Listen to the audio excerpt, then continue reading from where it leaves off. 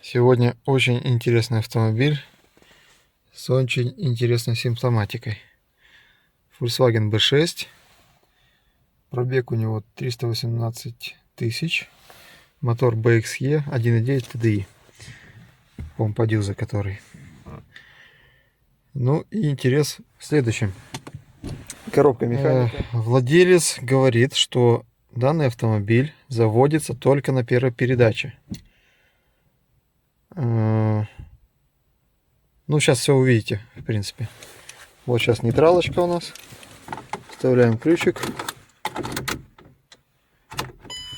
Все включили, все хорошо. Все отличненько. Заводим нейтралки.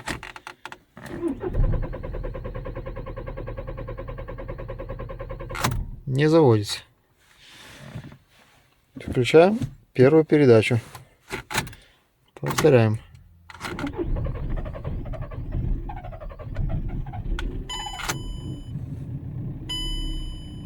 Ну и со слов, когда горит, загораются 4 лампочки, то есть раз, два, три, и там 4. Мотор работает. Ой, правда, сцепления тут нету. И все, его уже ничего не волнует. Вот. Еще, опять же, со слов клиента, ну да, со сцеплением тут косяк. То есть выжимаешь сцепление, пытаешься включить передачу, машина начинает движение. Это говорит, что маховик ведет за собой первичный вал коробки передач, поэтому сцепление под замену однозначно. Но факт интереснее, когда машина заводится, если вот эти 4 лампочки не загораются, со слов клиента, и мы пробуем включать первую передачу или выключать ее, машина глохнет. Будем разбираться. Из ошибок ругается на датчик положения коленвала. Вот такая вот интересная штучка. Ну, в общем, симптоматика, конечно, интересная. Вот так вот выглядит двигатель. Вот я уже снял корпус воздушного фильтра с воздуховодом и расходомером воздуха. Вот, чтобы добраться в злачное место. Ну, кто знает, тот знает. Есть тут центральный жгут, который идет к двигателю. Он упакован в такую гофру, которая в свою очередь является и защитой, и погибелью данного жгута, потому как гофра не является цельной. Видите, у нее есть прорезь. Туда засыпается песочек, и нежненько все это перетирается в том месте, где происходит переход от крепления двигателя к креплению кузова. Вот. Сейчас я шевелил этот жгут, и мотор заглох благополучно. То есть я понимаю, что скорее всего проблема только в жгуте, но посмотрим. Продолжение следует. Вот я уже вытянул данную косу, и что я вижу. До половины жгута идет гофра стандартная, а тут мы имеем уже следы вмешательства в электропроводку. То есть проблема уже некогда была. Гофру сняли. Странно как-то ремонт. Почему-то все провода замотаны в изоленту. Непонятно. Ну, будем разбирать, посмотрим. Итак, значит, размотал я изоленту. Ну, что мы видим? Да, действительно был ремонт этого жгута, но немножко некачественно, недобросовестный. В чем заключается недобросовестность данного ремонта? То есть, там, где провода были повреждены, а именно изоляция проводов была повреждена, просто поверх изоляции была обмотана изолента. Ну и, дескать, с Богом, господа. Вот так вот. То есть там, где был порывы, там сделали, соединили. Вот так вот. Ну, видимо, у человека не было термокембрика. Вот так вот соединено все.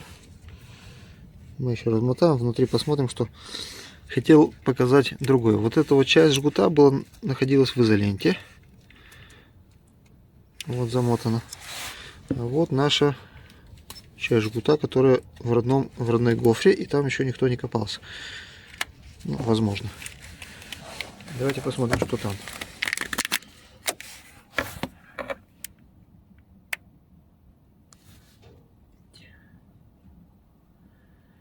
И вот там такая картина. Видите, как гофрой повреждена наружная оплетка.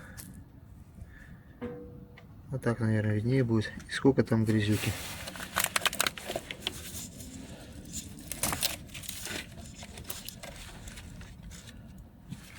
И вот такие вот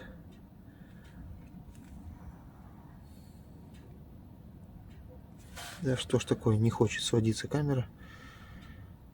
Видите, как погрызена вся изоляция. И теперь нам предстоит замена вот этого жгута. Ну, либо реставрация. Ну, такая вот работенка. То есть, видите, даже там, где некачественно, ну, казалось бы, отремонтировали жгут. Вот, клиент ездит на данной машине уже 4 года. Ну и год борется вот с этой ерундой. То есть, то, что у него сцепление поломалось уже давно, это один факт. А то, что вот так вот он мучается там с этими лампочками, вот, это совсем другое. Ну, будем помогать людям. Потом покажем, что получилось. Итак, продолжаем ремонт Volkswagen B6 Passatик. Ну вот что мы тут накопали. Короче, вот в этих скрутках, в некоторых из них, ну то есть замотанных изолентой, есть вот такие вот элементы спайки. Ну и тут происходит следующее. То бишь, когда мы делаем спайку, хотя, ну, как бы, самый надежный контакт, казалось бы, да, но нужно учитывать и другие факторы. А то бишь, вот это место спайки было сделано в этом промежутке крепления между коробкой и кузовом автомобиля. То бишь, это подвижная часть жгута, вот, и в ней пайка, ну, просто неприемлема. Почему? Потому что получается эффект сварки. Пайка сама остается на месте, а рядышком открашивается провод. Вот, ну, судя по тому, что клиент мучится уже год с этой проблемой, вот, ну, посудите сами. То есть 4 года он ездит и год мучается. На 3 года хватило этой пайки. Скорее всего, что это была быстрая предпродажная подготовка, перекупу. Вот, который сказал, сделаем мне как-нибудь. Ну вот люди и сделали как-нибудь. Кроме того, вот посмотрите, как гофра повреждает провода. Сейчас попробую сфокусироваться. Вот провод. Вот он вроде бы живой. На самом деле там уже все внутри сгнило. Видите, он так. Это косичка. Посмотрим, на что она. Красно-серый провод и коричнево-серый провод. Скорее всего, какая-то, ну, обычно витая пара, это передача данных. Сейчас посмотрим. Ну вот нашел один провод точно в разрыве, черно-красный, сечением 0,5. Ну и вот витая пара повреждена. А так, в принципе, ну, катастрофы во всяком случае нету. Поэтому он все еще передвигался. Так, ну а сейчас давайте поищем провода, что мы тут понаходили. Витую пару навряд ли мы тут найдем. Это схема управления двигателем. А вот так выглядит увеличение. Итак, у нас ругалось на датчик положения коленчатого вала. Давайте найдем он. Camshaft Position — это распредвал. Crankshaft — это коленвал. Смотрим, какие там провода. Так, вот он, B54. Ну и вот, пожалуйста, черно-красный провод на первый контакт датчика продолжения коленчатого вала. Давайте, ясненько. Ну, вот мы нашли по большому счету проблему. То есть она была, она же и осталась. Вот. Так.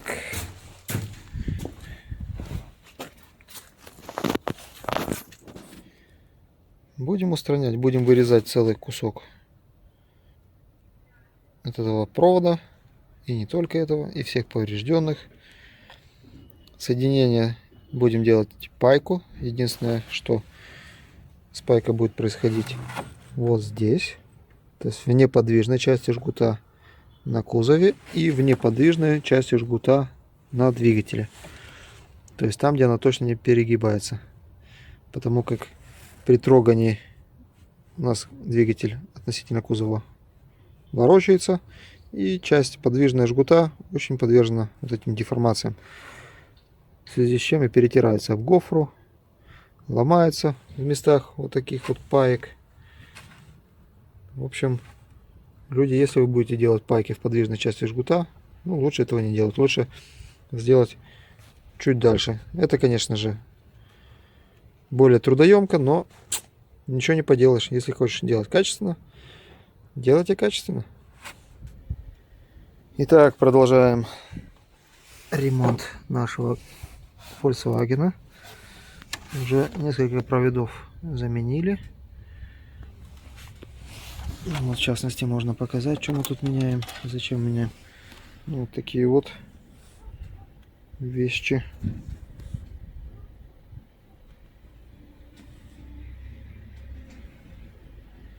Что такое?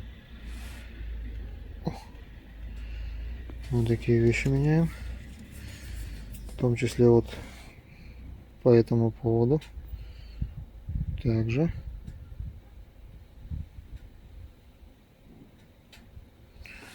Вот такие вещи меняем. Потом, ну, просто вот это вот. Вот, казалось бы, нормальный провод. Но идем.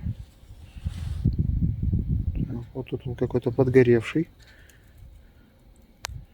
Изоляция цепляется. Идем. Опа. Смотрите, какая красота.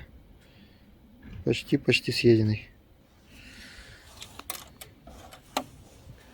Ну и вот этот вот.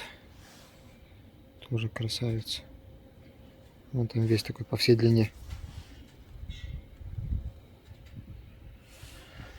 Вот. Производим мы работы следующим образом. Обратите внимание, кембрик для наружной работы с проводкой только с клеем. То есть термоусадочный клей. Термоусадочная трубка с клеем. Вот на ней написано. Эти глюи. Это говорит о том, что она с клеем. Вот она герметично обхватывает изоляцию. И доступа воды туда уже нету. И вот это ее огромный плюс перед изолентой. То, что вот если вы замотаете изолентой, то все равно провода, видите, чернеют. То есть влага проходит. В данном случае влага никак не может получить доступ внутрь электропровода, кроме как через родную изоляцию, которая страдает этой ерундой. Вот, а так процесс идет потихонечку. В гараже тепло. Отлично.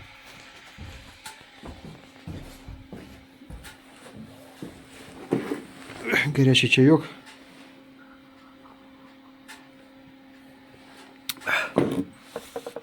Работаем.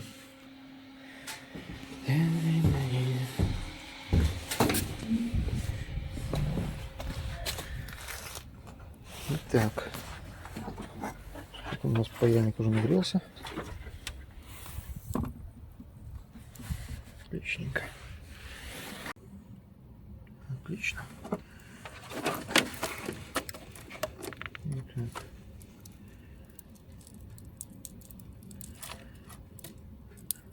Многие сейчас скажут, есть же специальный припой, сразу с флюсом внутри. Все классно. Ребята, согласен, что он есть. Но он сейчас у меня вне доступа.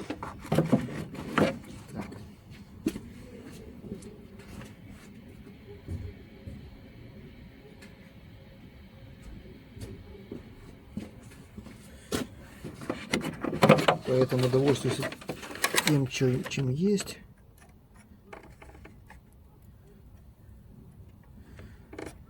Пропаиваем хорошенечко все это дело. Прогреваем.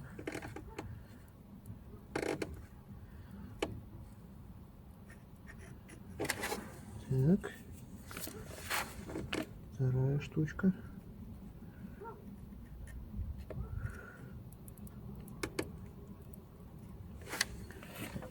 Есть контакт.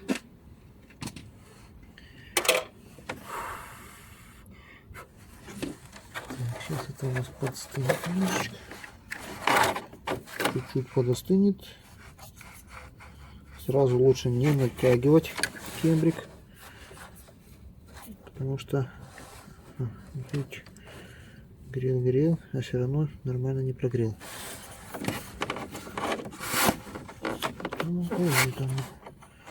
Сейчас еще и с другой стороны пройдемся. Обязательно.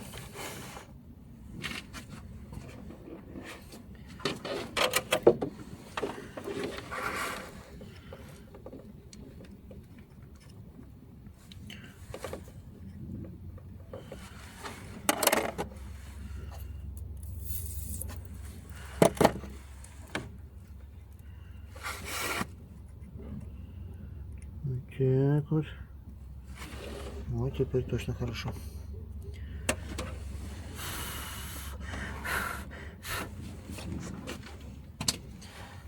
Текс. Этот проводочек у нас уже точно остыл. Надеваем на него кембрик.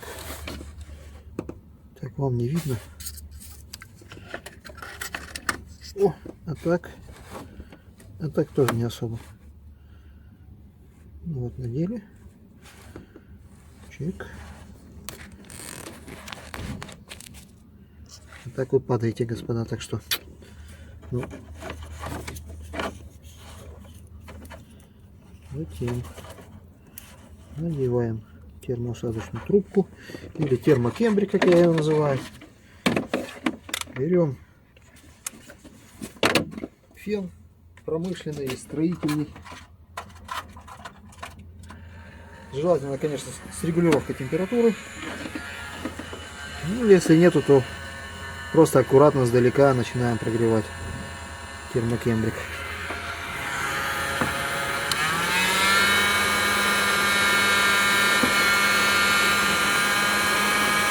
Нажимается, прогреваем его. Я обычно прогреваю при температуре 350 градусов.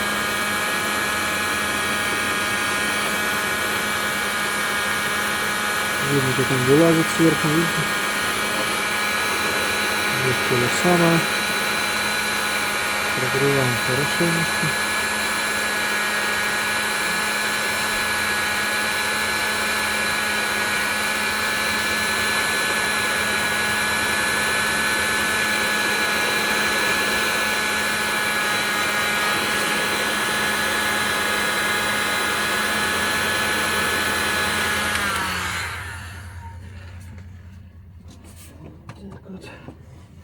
Ну и вуаля, вот наше соединение герметичное, находится оно вне зоны движения жгута, поэтому будет служить долго, верой и правдой.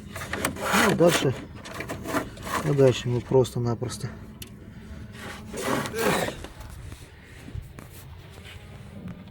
отмеряем нужную длину. Так, что-то не фокусируется, опять не фокусируется. Вот так вот фокусируем. Отмеряем нужную длину, сколько надо. С небольшим запасом, я обычно делаю 2 сантиметра, чтобы смотать между собой провода. Ну и процедуру повторяем.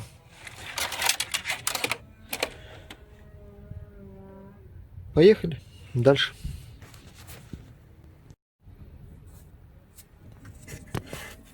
Так, сейчас попытаемся вам показать, как я это делаю. Как я делаю это? Это я делаю следующим образом. Беру два проводочка, вот так вот крест-накрест. Вначале закручиваю одну половинку, Потом накручиваю вторую половинку. Тем самым исключаем утолщение провода в данном месте, но при этом сохраняется сечение. То есть в тех местах, где пайка не приветствуется и нужно временно как-нибудь соединить, я обычно делаю так.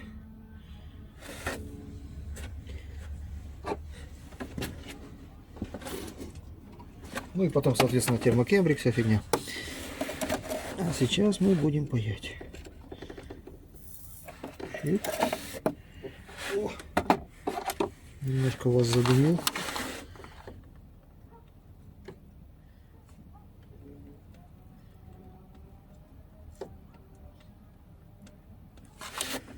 Прогрели, спаяли.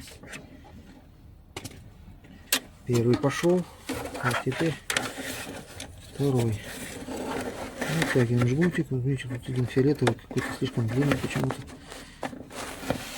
Вот так вот складываю один к другому. Делаю запас 2-3 сантиметра. Ну, вот на эту скруточку, ну, обычно 2 сантиметра.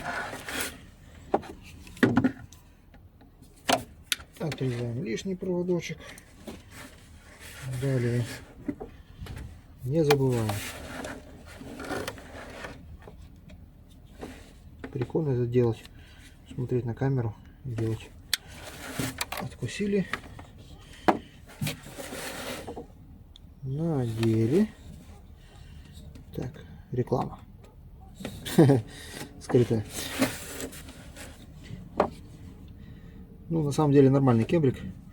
У нас продается либо такой с клеем, либо никакого. А, ну еще как-то продавали этот самый, фирма то ли КТВ, то ли ТРВ, не помню, как она называется. Ну, короче, известная фирма такая из ширпотребовского инструмента для электриков именно. Вот, и они подрядили сделать термокембрики. Кембрики офигенные, честно говоря. Ну, куда-то они пропали.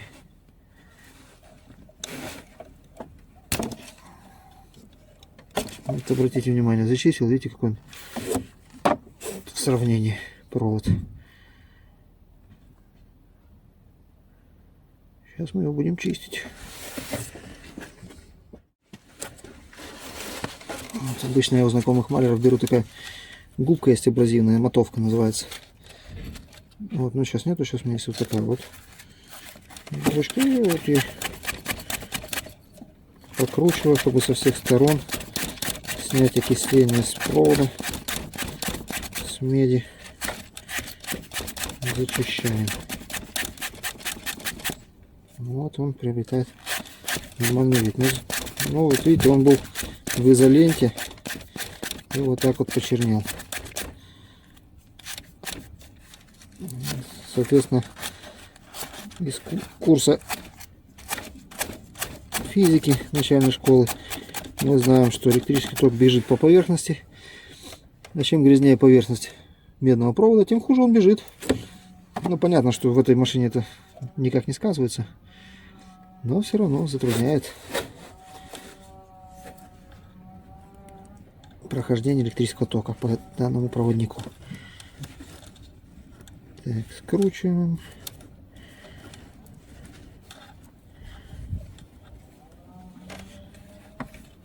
Так вот скрутили. Берем паяльничек. Сейчас опять вам подымлю тут немножко.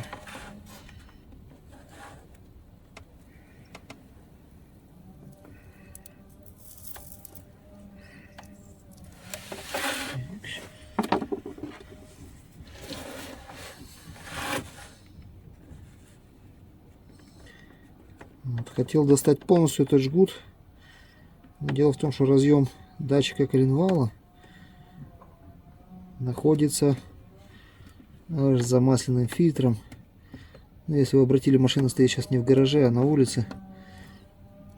То есть доступа с ямы нету. А доступа в яме нету, потому что мне привезли дрова, и там сейчас в яме дрова.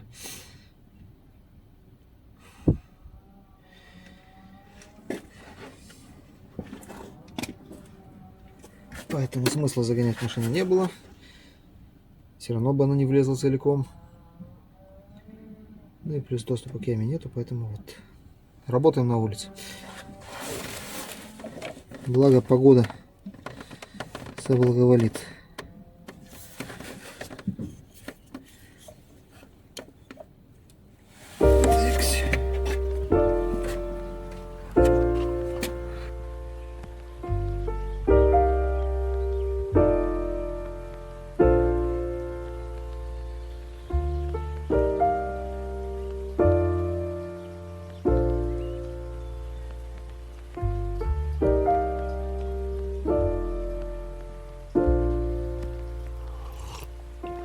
If you found the one, you should never give her up.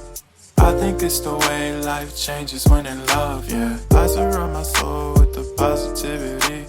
That's why I don't worry about the things that I don't see, yeah. These days I don't worry about much. I think we should have some more fun. I still dream about the days when we were young. I'll take a hit and still finish and one, yeah, yeah. Oh, oh, oh, oh. Memory lane isn't that too far away from our hearts, yeah, yeah. The ones we keep.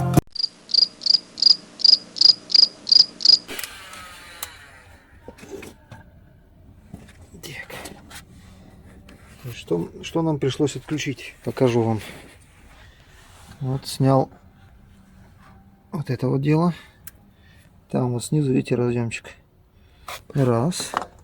Это самый дальний разъем. Потом здесь вот мы отключили трубочку с вакуумного аккумулятора. Вот такой кругленький шарик. Вот датчик положения распредвала. Вот от него разъем. Вот туда он заходит и уходит. Так. Вот это с него разъемчик. Где он там? Где? Вот он. 3 контактика. Вот он. Это с датчика температуры разъем. Это на форсуночке круглый разъем. Снимается поворотом. Ну и вот свечки накала. Все это подтянули максимально сюда, чтобы поднять жгут наверх и спокойно с ним работать.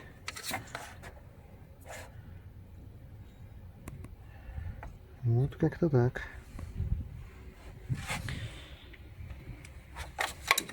Так, основные поврежденные провода мы уже устранили. Осталось вот эти вот поменять. Недочеты. Ну вот, кстати, вот это вот тут ремонтировали. А вот здесь.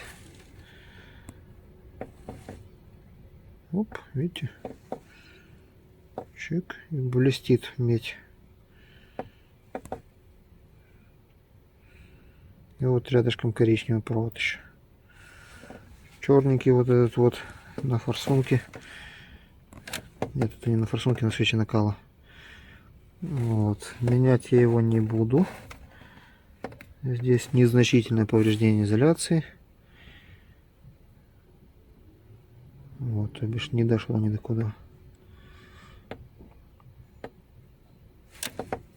Сейчас меняем только вот эти вот скрутки, убираем. Вот это вот. Раз, два, три. И можно будет формовать жгут.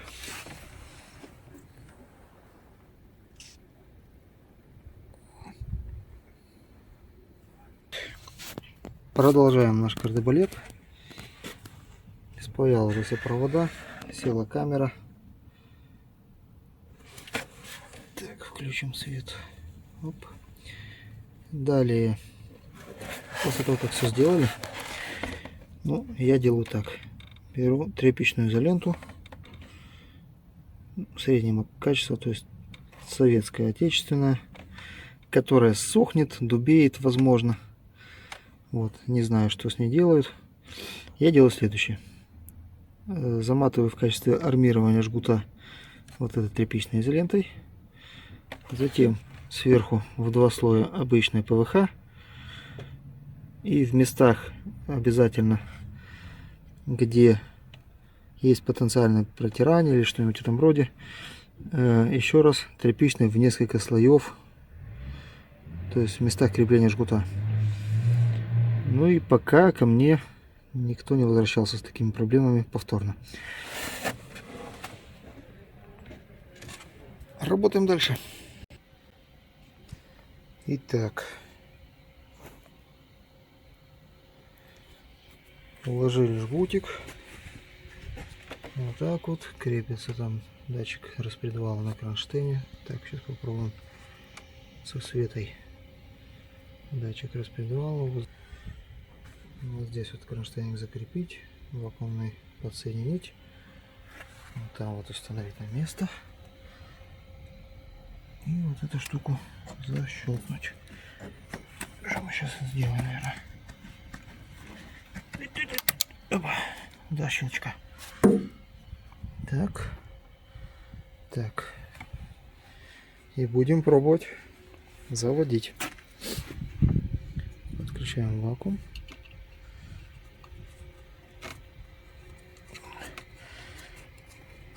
Так.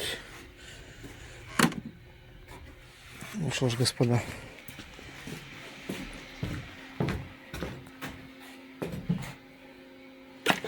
Ключик.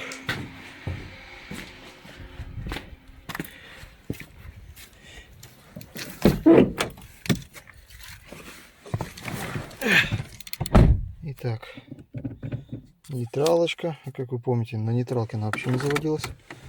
Не знаю, что сейчас получится. И получится ли. Ну что, заводим. Ёлки зеленые. С полпиночка. Так. Включаем первую передачу. Выдергиваем пофиг. Включаем заднюю. Едем, мотору все равно. Мотор работает ровно, уверенно. Горит чек. Ну, это, наверное, потому что расходомер отключен. Ну что ж, продолжаем сборку. Итак, продолжаем. Вот наша машинка. Сейчас почитаем неисправности.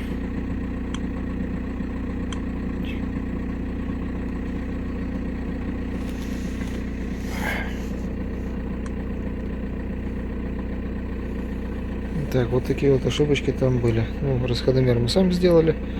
А вот это вот P0321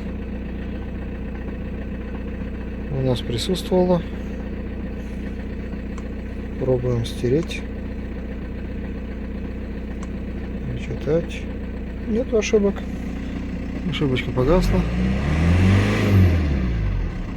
Газуем, все хорошо.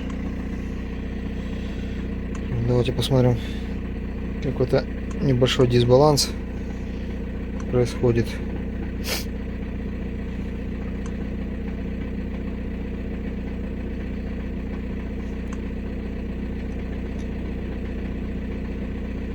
Посмотрим коррекцию по форсункам. Коррекция в норме. Отличненько.